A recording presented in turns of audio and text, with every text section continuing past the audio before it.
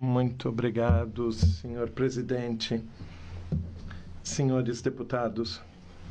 É uma honra para mim poder dirigir-me à instituição da democracia na Europa e agradeço pelo convite recebido. É uma honra poder me dirigir aos representantes eleitos dos povos da Europa num momento crucial para a minha pátria, para a Grécia, mas também para a zona euro e para a União Europeia em geral.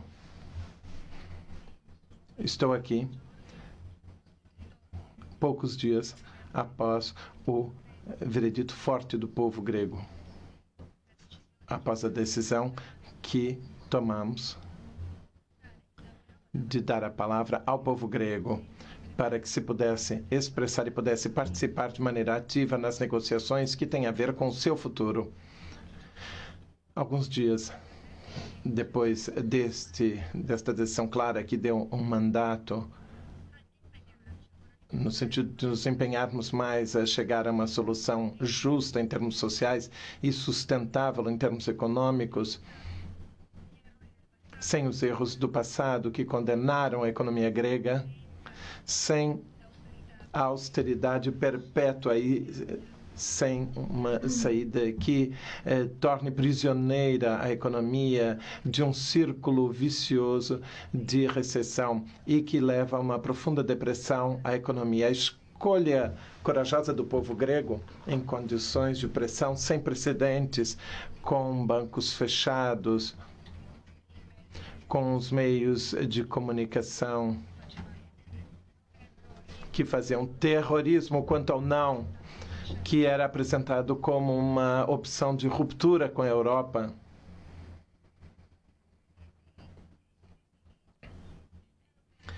É uma alegria estar aqui no templo da democracia, porque tenho certeza que aqui são apresentadas muitas argumentações. Dizia eu, portanto, que a escolha corajosa do povo grego não é uma opção de ruptura com a Europa, mas é uma opção de voltar aos valores que estão na base da unificação europeia, os valores da democracia, da solidariedade, do respeito recíproco e da igualdade. Esta é uma mensagem muito clara. Uma mensagem muito clara. A Europa, a nossa estrutura comum europeia, a União Europeia, ou será democrática, ou terá graves dificuldades a sobreviver nestas circunstâncias difíceis. As negociações do governo grego com os seus aliados visa confirmar, mais uma vez, o duplo respeito da Europa, dos seus princípios de funcionamento e também do respeito absoluto da escolha democrática dos nossos povos. O meu governo e eu pessoalmente, no meu governo, chegamos ao poder há 5 meses e meio. Mas os programas de resgate já estão em vigor há 5 anos e meio. Assumo plenamente a responsabilidade do que aconteceu nestes 5 meses, porém, devo e devemos nos dar conta de que a responsabilidade fundamental deste beco sem saída em que está a economia grega e, em geral, a Europa, com as opções, tem a ver com os últimos 5 meses, mas com os últimos 5 anos de aplicação de programas que não nos fizeram sair da crise.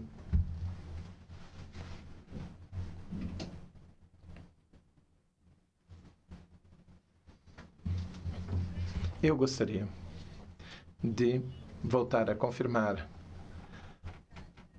que, independentemente da opinião que qualquer um possa ter com relação às reformas realizadas, há um fato. A Grécia e o povo grego, nos últimos tempos, envidaram um esforço sem precedentes de adaptação, de ajustamento. esgotou-se a resistência do povo grego agora. Um empenhamento deste tipo não aconteceu apenas na Grécia, mas também em outros países. E eu respeito plenamente a tentativa e o empenhamento de muitos povos de voltarem a se colocar em pé. Houve programas de austeridade em muitos países, mas em nenhum lugar estes programas foram tão duros e tão longos como na Grécia. Não seria exagerado dizer que a minha pátria, nos últimos 5 anos, se tornou um laboratório experimental de austeridade. Mas esta experiência não foi coroada de êxito. Nestes 5 anos, o desemprego chegou às estrelas. A mesma coisa com relação à pobreza. A marginalização social aumentou. E também aumentou a dívida pública, que antes dos programas era 120% do PIB e agora 180%. Hoje, a maioria do povo grego, independentemente das nossas avaliações, esta é a realidade, devemos aceitá-la. A maioria do povo grego considera que não tem outra opção, outra alternativa, que não é de se libertar deste beco sem saída. E expressou-se da maneira mais direta e mais democrática. E nós temos agora que concretizar tal opção. Temos um acordo com os nossos aliados e que nos leve a sair da crise e que mostre que no fundo do túnel há luz. Um acordo que preveja reformas fiáveis, que tenha uma distribuição dos fardos recaindo sobre aqueles que conseguem levar estes fardos, que foram protegidos pelos governos nos últimos 5 anos. Este peso, este fardo, esteve nas costas dos operários, dos assalariados, dos reformados. E nós queremos uma política de redistribuição em prol das faixas mais pobres, chegando, assim, a um crescimento sustentável e equilibrado. A proposta que apresentamos aos nossos aliados tem propostas fiáveis, com base numa justa distribuição de pesos e com poucas consequências que levem à recessão. Inclui a questão da satisfação plena das exigências financeiras dos países com um programa de crescimento. Porque se não tivermos uma agenda de crescimento e desenvolvimento, nunca sairemos da crise. O nosso primeiro objetivo deve ser a luta contra o desemprego, incentivando o espírito empresarial. E a nossa proposta também inclui um pedido de empenhamento imediato de lançar um debate quanto ao fundo da sustentabilidade, ou quanto à sustentabilidade da dívida pública. Não devemos ter tabus, devemos ver a realidade, tentando chegar às soluções necessárias, por mais difíceis que sejam. A proposta foi apresentada com estes elementos ao Grupo Euro e na cimeira de ontem. Hoje enviaremos também aos Estados-membros os nossos pedidos. Nós devemos apresentar propostas concretas e esperamos que nos próximos dias consigamos responder às exigências desta conjuntura crucial, seja para o futuro da Grécia que para o futuro da zona euro. E também não apenas em termos de interesses econômicos da Europa, mas também em termos geopolíticos. Vou ser muito franco.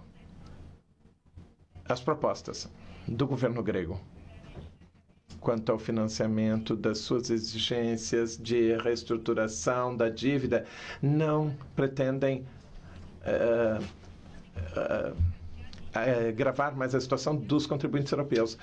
A situação as verbas, os fundos dados à Grécia nunca chegaram ao povo grego, foram usados para salvar os bancos gregos e europeus, mas nunca chegaram ao povo grego.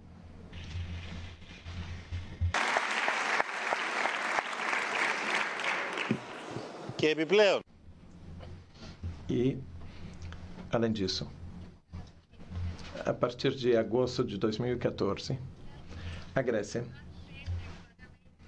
está à espera do pagamento da parcela prevista pelo programa de resgate, que expirou no dia 30 de junho, 7,2 mil milhões de euros, que não foi pago desde agosto de 2014.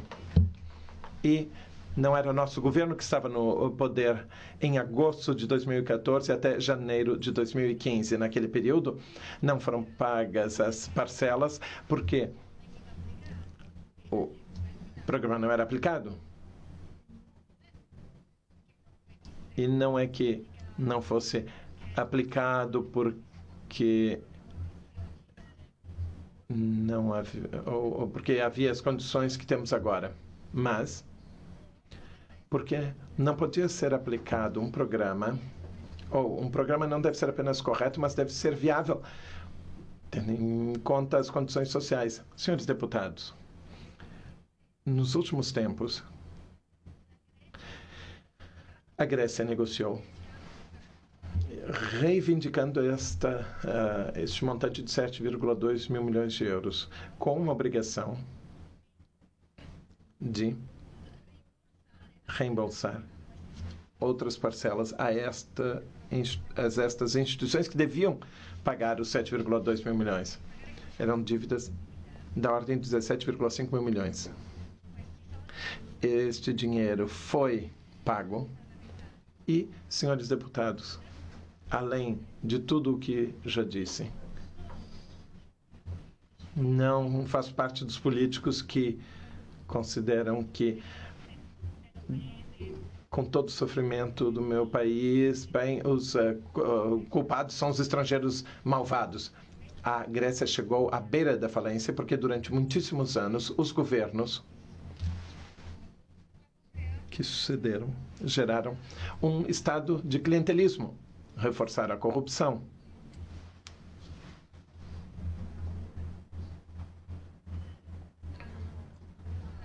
Reforçaram os elos entre poder político e economia e deixaram fora de controle a evasão fiscal da parte dos grandes ricos. Credit Suisse fez uma investigação e 10% dos gregos têm a gestão de 56% da riqueza nacional. Estes 10% de gregos, no período da grave austeridade, ficou fora do alvo. Não arcaram com o peso que outros tiveram que carregar.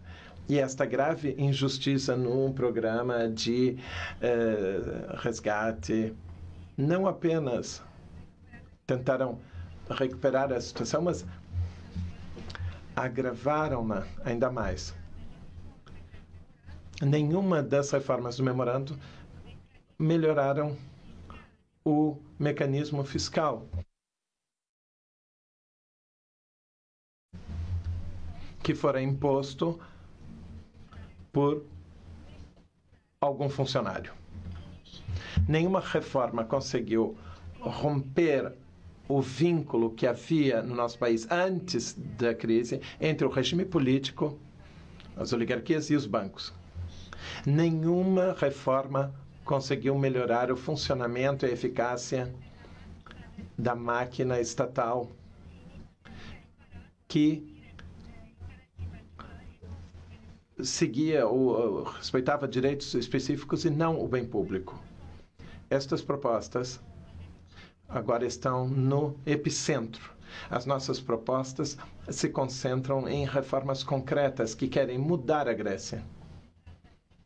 São reformas que os governos anteriores, no antigo sistema político, mas também os programas de resgate, não queriam que fosse feito na Grécia. Esta é a realidade. a questão dos oligopólios e cartéis nos mercados. O reforço dos mecanismos de controle no setor público quanto às despesas públicas para lutar contra a elisão e a evasão fiscal, a modernização da administração pública. Estas são as prioridades de reforma do nosso governo. Esperamos um acordo dos aliados quanto a estas prioridades. Hoje, estamos aqui com um mandato forte da parte do povo grego e com a nossa vontade resoluta, não de entrarmos em conflito com a Europa, mas com a vontade de lutar contra certas mentalidades que fazem naufragar a Grécia e com ela a zona euro. Senhores deputados, a Europa está numa encruzilhada importante. O que definimos como crise grega nada mais é do que uma fragilidade de toda a zona euro. No sentido de encontrar uma solução quanto à crise autoalimentada pela dívida. É um problema europeu, não é um problema meramente grego. E para um problema europeu é necessária uma solução europeia. A história europeia é uma história de conflitos, mas também de compromissos. Mas é também uma história de convergência e de divergências, uma história de união e não de divisão. E por isso falamos de uma Europa unida. Façamos com que não seja a Europa dividida. Devemos chegar a um compromisso positivo para evitar uma fratura histórica que acabaria com a tradição da Europa unida. Estou convicto de que todos se dão conta da importância desta questão e que vamos todos assumir a nossa responsabilidade histórica. Muito obrigado.